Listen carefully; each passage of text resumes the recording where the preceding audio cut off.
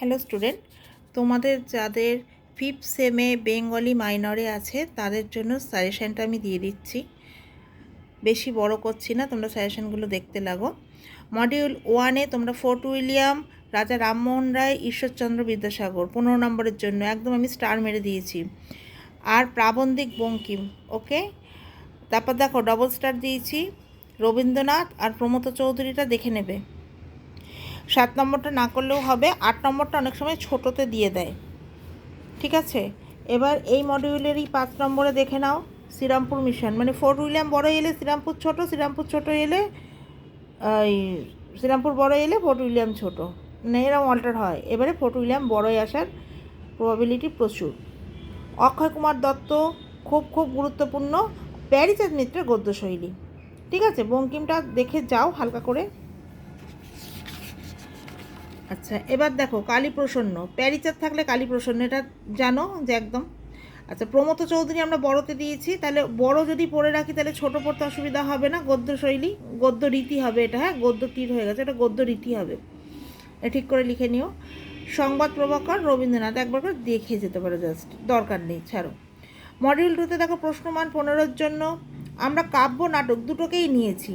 আমি আমার স্টুডেন্টদেরকে দুটোই রেডি করিয়েছি, ঠিক আছে। এবার যদি তোমাদের কারোর মনে হয় যে কাব্য পোর্শনটা বাদ দেবো, দিতে পারো, বা নাটক পোর্শনটা বাদ দেবো, দিতে পারো, যে কোনো একটা নিতে পারো। কিন্তু আমার এখানে যারা পড়ে তাদেরকে পুরোটাই তৈরি করা হয়েছে।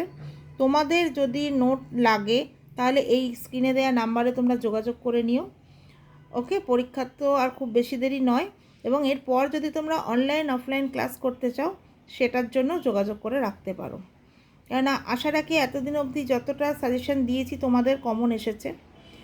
আর আমার সব ভিডিও চ্যানেলে আপলোড করা আছে, তোমরা দেখে নিতে পারো প্রিভিয়াস ভিডিওগুলো, যে যে টপিকের ওপর এখানে ক্লাস করানো হয়। আশা রাখছি এবারেও মিস হবে না। দেখো গীতি কবিতার বিকাশে রবীন্দ্রনাথ ঠাকুরের অবদান, দেখো আমি স্টার করে দিয়েছি, ঠিক আছে, প্রিন্টে একটু দেখে নিও। বিহারীলাল, ভোরের পাখি, খুব খুব ভালো করে, কেন কি বিহারীলাল আগের বার শর্ট নোটে এসেছিলো। কাজী নজরুল, জীবনানন্দ, সুভাষ মুখোপাধ্যায়টা তেমন দেখতে হবে না, ছাড়ো, একবার চোখ বুলিয়ে নিও। তারপরে দেখো নাটকে কিন্তু দীনবন্ধু মিত্র, বিজন ভট্টাচার্য, গিরিশ ঘোষ, অনেক সময় এরকম দেয় যে গিরিশ ঘোষের এই ঐতিহাসিক নাটকের বা সামাজিক নাটকের অবদান আলোচনা করো, তাহলে গিরিশ ঘোষটা পুরোটাই দেখবে, হলো। দীনবন্ধু এবার কিন্তু খুব গুরুত্বপূর্ণ। এবার চলে আসছে আমরা প্রশ্নমান 5। দেখো ঈশ্বরচন্দ্র গুপ্তকে যুগসন্ধিক্ষণের কবি কেন বলা হয়, হলো রঙ্গলাল। আর দ্বিজেন্দ্রলালের ঐতিহাসিক নাটকটা দেখে যাবে ভালো করে।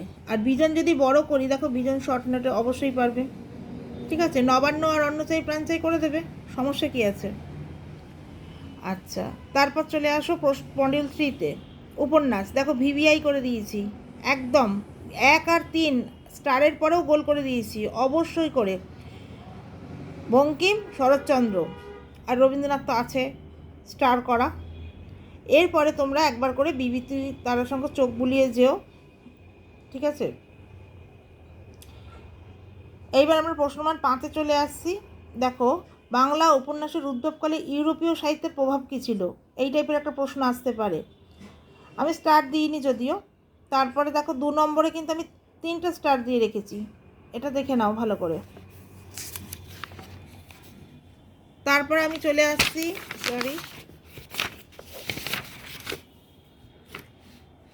দেখো রবীন্দ্রনাথ ঠাকুরের ছোট গল্পের 4টি প্রধান বৈশিষ্ট্য, মানে যে রবীন্দ্রনাথের ছোট গল্পটা যদি জানো, ছোট গল্পের সংজ্ঞা বৈশিষ্ট্য ইজিলি করে নিতে পারবে।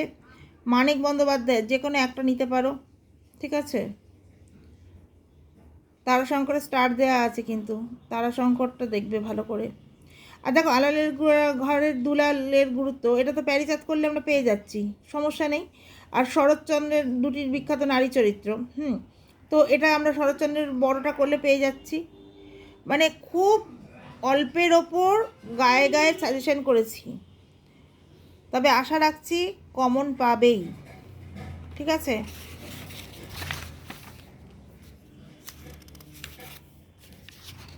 দেখে নিয়েছো সব কিছু, নাও আর যে কটা দিন বাকি আছে নিজেরা তৈরি হয়ে নাও। এরপর আমি তোমাদের MN4 ওই পেপারের সাজেশানটা দিয়ে দেবো খুব শীঘ্রই। দেখার জন্য চ্যানেলটা আপলোড করে রেখো, সাবস্ক্রাইব করে রেখো, ঠিক আছে? Thank you.